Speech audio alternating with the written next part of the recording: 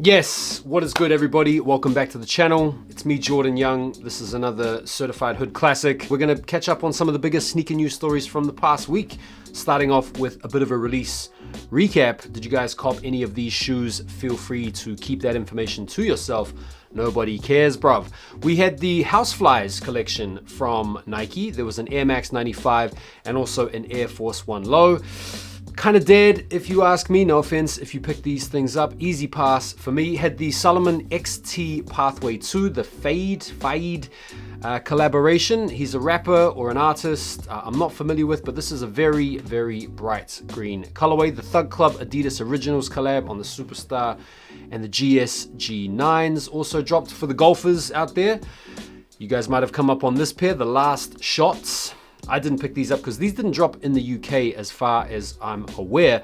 And if you are interested in golf and you're not subscribed to my second channel, I really would appreciate it if you went over there and gave me your subscription, because that channel, man, I'm trying to get that thing popping over there and your assistance would be greatly appreciated. Now, one of the biggest sneakers that we've been looking forward to for some time now are these, the GT Futures. These didn't drop in the UK and the EU as far as I'm aware. This was just a regional exclusive, I think, for you guys over there in the US. And we've been waiting ages for this shoe because this is an exciting new, well, it's a new old sort of basketball shoe, if you get my drift. They sort of had that flight or foamposite type technology with the TPU mold on the upper. Wale's been getting off a whole bunch of PE type colorways. So yeah, they're here now. I'm sure they've sold out. You guys can let me know down below if they have or not. Is this the next big thing for Nike? We will see.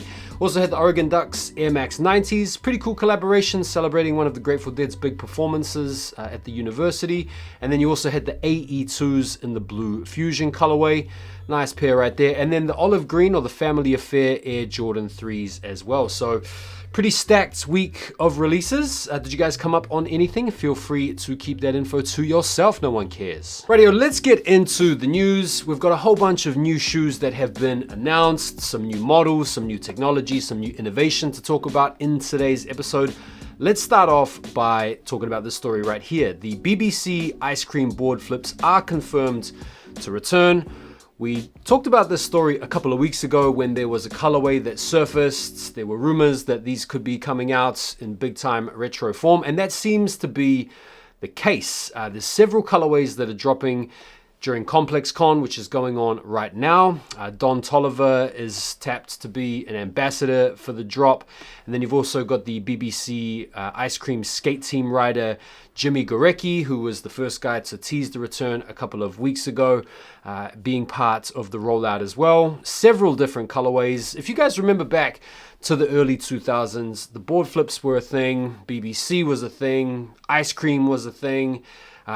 This was a real wave and a real moment. So there are going to be a lot of people out there that are going to be really excited to see the return of these board flips. What about you guys, man? Are you guys into this? Can you remember? Y2K fashion is having a moment right now, and these things were a big part of it. Our first look at the Air Force One Low Nike SB collaboration. So this is in the flax colorway right here. And we've just got a couple of images to go off. One from the rear and then one sort of top down. There isn't much to go off. These pretty much just look like your bog standard Air Force One Low. The colorway is nice fall autumn colorway. In the wheats, you've got the Nike SB branding on the heel.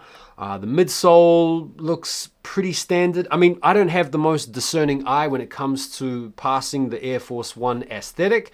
Some of you guys out there who may well be better informed can probably let us know down below in the comments if you're noticing any tooling upgrades. Just around the toe box, maybe there's a little bit of extra material coming up around the mudguard. Maybe the toe box has been widened. They don't seem to have any extra padding from what I can see. There's not a great deal that one can discern from these somewhat partial images, but look, they look clean on foot. I'm sure they're going to be coming with the updated tooling to make these more skate appropriate. But a bit of the reaction I'm seeing out there is Nike kind of pushing it a little bit too far. Are they starting to overkill this whole SB crossover thing? I mean, it was pretty successful with the 4, pretty successful with the 95. Now we've got the Air Force One. Are we entering into a new fusion era where Nike are basically just cross-pollinating a lot of their already well-established and over-rinsed, you might argue, IP? That is the question that's getting the goat of a lot of people out there. Let me know your thoughts down below. Yeet. Who is Yeet? Man, I'm out of touch, man. I don't know who Yeet is. I thought Yeet was like an action when you yeet something. Maybe he's used that expression to give himself his own stage name. I don't know who Yeet is. I need to get on Spotify, but he's got his own collaboration with Nike, and it's a studded Air Max Go Dome. So it's boot season, and these kind of have that chrome hearts, chrome designer type aesthetic. I'm thinking that Playboy Cardi aesthetic. Does that kind of get me back in the game? Having taken myself out of the game, not knowing who Yeet is. I don't know. These things look a little bit out there for me. They're kind of like a Chrome Hearts type shoe to me. But there are no doubt going to be a lot of people into these. I mean, not me though. Right, so New Balance is stepping on the gas with the upcoming Absorb drops. So the Absorb 2000 and the 2010 are coming hard for the holiday season with some strong colorway options. These are definitely some pretty cool colorways for sure, but let's face it, man, these things are gonna be on sale in January for sure. NBA season tipped off this week, and so a lot of people have been looking at the feet of some of the big players out there, man. Shai Gilgeous-Alexander has debuted the Shai 1 banner for the championship ring ceremony. Two-toned color blocking. Looks pretty fire on these things, man. If you guys remember back to sneaker lore of the past, sneaker history of the past, you'll know that the ring ceremony has often come with special sneakers to celebrate the event, whether it's King James or famously Ray Allen wearing those legendary 11s, and these look kind of nice. This is the first time we're seeing a Shai shoe in a two-toned color blocking aesthetic. Pretty much all of them thus far have all been monochromatic or monotones, and that has kind of been part of the look of the shoe. But these in the two-tone, I think, look pretty nice, and I think we can expect to see more of this type of color blocking come out on the Shai shoes as we start to get a little bit more traffic in the way of the releases. So yeah, what are you guys thinking about these? They're pretty cool in my opinion. Unheard Of is back with another Adidas collaboration. Unheard Of are doing some of the biggest collabs with Adidas right now. They've had some really popular hits, you might say, with the Grandma's Couches and the Pink Pigs, stuff like that. This looks to be I was going to say a New York Knicks, but it's actually an FC Cincinnati colorway. These things actually dropped this week exclusively through Unheard Of, and I think these are kind of nice, man. What do you guys think? Action Bronson's 992 Digitalis Purpuree. Bro has always got the hard to pronounce names on his shoes. I mean, bro, what's going on with that? So you can enter into the raffle for these at the minute. I think it's on his Winning at Life or his own website or whatever. You can jump into the raffle for these. This is a little bit of a polarizer because this is a bright purplish type shoe. There are going to be some people out there that are going to love these. There are going to be some people out there that are going to hate these. It's classic Action Bronson at the minute, the bright, striking colors. The 992 is a nice shoe, to be fair. They're a little bit pricier, but they've got the elevated materials. So if you guys wanted to get into the mix to cop a pair of these, then you can do so right now. But $300, damn, that's expensive, man. Speaking of New Balance collaborations, collaborators, arguably another one of New Balance's top collaborative partners, Joe Freshgoods, has a New Balance Absorb 2010 coming out in two different colorways. These are called the Hand-Me-Downs and the Bag Ladies, and both feature patterned exteriors with the Freshgoods leather charms and an ample assortment of fuzzy laces. So yeah, both of these shoes are pretty clean, to be fair. I think I rate these a little bit more than his previous 992 collab. What are you guys saying on these? Okay, we've got some interesting innovation technology to talk about from Nike. Let's start off with the Nike Project Amplify. This is an electric bike for your feet. Wearable tech going to the next level. It's like a shoe slash exoskeleton. So let's just quickly introduce the project. So it's the world's first powered footwear system for running and walking. It's designed to help everyday athletes go a little bit faster and farther, and it's still in the testing stage. So Project Amplify, made with robotics partner Defi, is designed to make running, jogging, walking more fun and approachable for those in the 10 to 12 minute mile pace. While appealing to runners of all levels, it is likely targeted at the elder demographic, as Nike calls it, a second set of calves, bro. So this is kind of crazy. If you break down what we can see here, so you've got the shoes upper, and then the midsole seems to feature this massive, I don't know what type of material that is, but you've got this massive piece inside the midsole that connects onto this bracket, which then connects up into this upper piece that wraps around the leg in like a Velcro situation.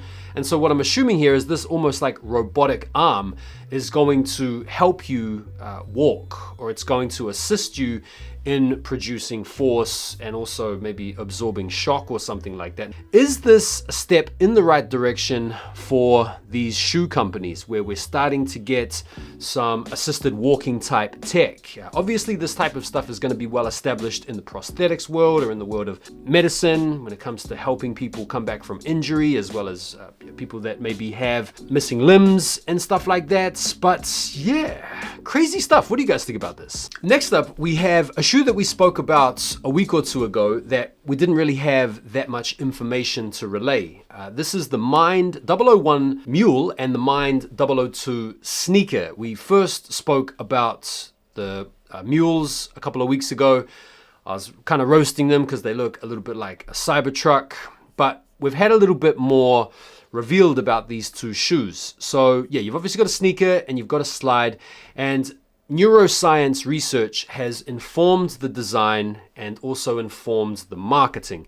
Now, you might see both of these shoes as complete bollocks, because the whole reason these things are supposed to tap into your mind is through these 22 individual nodules, these little baubles, these little marbles in the outsole that are supposed to connect to pressure points in the foot that then send off signals to the brain that can help one feel more grounded, more present, and thus concentrate more. So it's like a pre and post performance type piece of footwear that is supposed to calm you down and chill you out and relax you. So that could be absolute bollocks. It's just Nike utilizing some gimmickery in order to sell some units. These things are launching early on in the new year.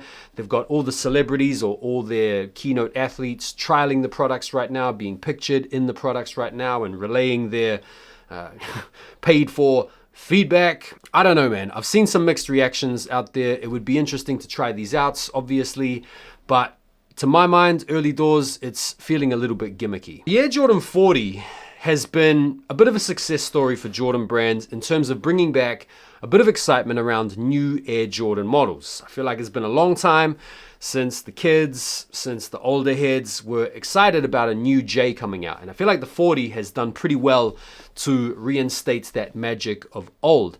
What we've got going on now with the Air Jordan 40 is some subtle nods to some J's of yesteryear. This one here is a pretty cool one because it gives a nod to the Air Jordan 16, featuring this shroud that covers the upper, which is kind of cool here. So you can remove the shroud, revealing the similar types of panels that you find underneath the 16 model. You can wear the shroud over the top to give you that look if you're feeling it. And bro, these look clean, man. I feel like the Jordan 16 is one of those models that doesn't get a lot of love, but is now starting to get a bit of love because it's a little bit of a sleeper. These 40s, bro, these are clean, man. I kind of like these. What do you guys think? Release date info is they're dropping the holiday season, and it's not just this pair here. We've also got an Air Jordan 40 that has been comboed up with some design language from the 23, which is another fantastic higher model Jordan, one of my favorite Jordans in general, not just the higher numbers, but these things have got some of that DNA referencing in terms of the material on the side panel of the upper that's quintessentially Air Jordan 23. The sleek suede on the upper looks really good. Another release for the holiday season. You've also got the similar 23 embroidered on the tongue as well. Bro, I'm really feeling these. I think this is a dope pair. You also got the fingerprint on the back heel tab as well. That was a big feature. So yeah, beautiful shoe. I'm liking the 16s and the 23s. If I could have one over the other, I'd probably have the 23s, to be honest. They're fire. Kith celebrates the Clark's anniversary with a capsule of Wallabies. You've got Adidas Ultra Boost and 4D tech. So Kith, Adidas, 3D Ultra Boost technology, and Clark's. This is the results. You got the unmistakable Wallabies upper, really nice rough suedes. I mean, bro, the midsole to me, it's not it. I don't know, it's not it to me. The 200th anniversary. What do you guys think of these? Did Kith ruin a fantastic shoe? Did Adidas ruin a perfectly good shoe here? Yeah, I kind of think they did. Okay, we've got another 3D printed Nike Zellerfeld collaboration that has been revealed this week here. Nike introduces the futuristic interpretation of the Air Max 95, and this is using Zellerfeld's new multi-color ready Gen 3 printers. The shoes are going to be revealed at ComplexCon this week, so if you are at the events, you're going to be able to peep these in person, and then they're supposed to be launching November the 28th on Nike Sneakers and Zellerfeld.com. Pretty interesting stuff. I mean, how they've been able to like print this shoe is kind of wild, but listen, we're in 2025. I wonder how they print the air bubble, or does that come into the fabrication at a later point? I mean, I'd be interested in knowing how that whole thing gets done. But yeah, very cool shoe. I personally think the silhouette looks really nice. It has the unmistakable like gradient delineation on the upper. Obviously the bubble configuration is classic Air Max 95. They still have that 3D printed Zellerfeld design language. So I think this is a pretty cool collaboration, man. The LeBron James Air Force One era is ready to begin. Dropping this holiday season. You've got a capsule with a special version of the silhouette with a modified sole shaped like a crown.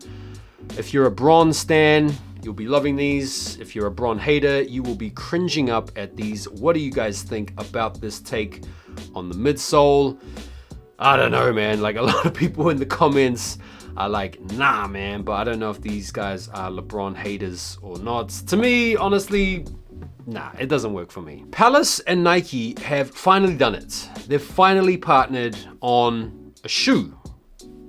Wow. And for all the wait, for all the build-up, we've been given this. This is the results of, no doubt, hours of collective noodle mashing and creative interactivity. We've got a Total 90 that appears in a silver and vault colorway, and it features the Palace logo on the heel. Bro, are you serious? Is that it? Is this isn't even a mock-up. This is like the shoe. You're telling me that the entire collective creative nous between Nike and Palace and all of the build-up gave us this. Bro, these are weak. These are weak. But of course, it's a Total 90.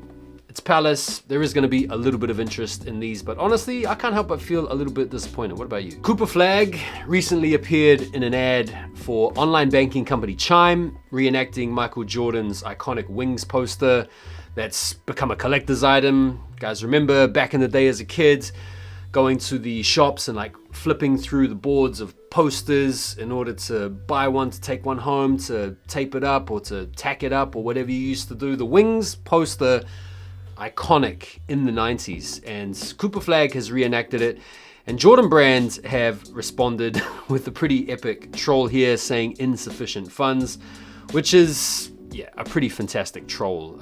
It's got to be said. Well done. The first look at the Anthony Edwards superstar on the bro's feet himself. What we can see here is an all navy upper. You got some croc skin and then the Apex logo at the shell toe.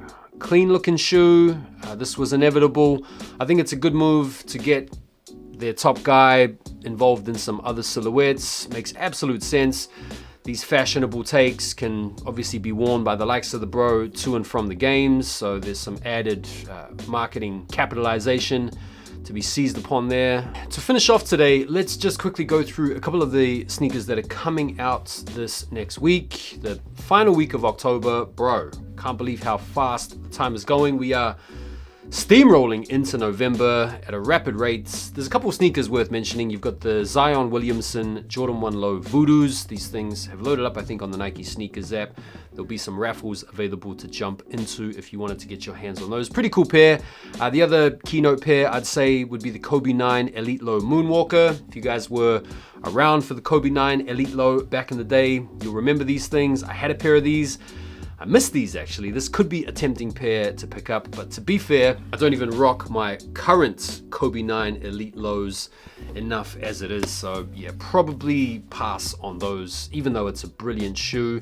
And then apart from that, there's not really much knocking about, but make sure you guys are tuned to the channel. I'm gonna be coming out in the next couple of days with a preview of the biggest sneakers dropping in November. If you guys would also be so kind to go over to my second channel and subscribe to it, I really would appreciate it. And if you guys want to help to support the channel and continue to see it grow, please consider becoming a member of the channel, or go ahead and subscribe or become a member of my Patreon. Your support is much needed, and your support is much needed and it's much appreciated. So yeah, enjoy the rest of your day, guys. Thanks for tuning in. I'll see you on the next one.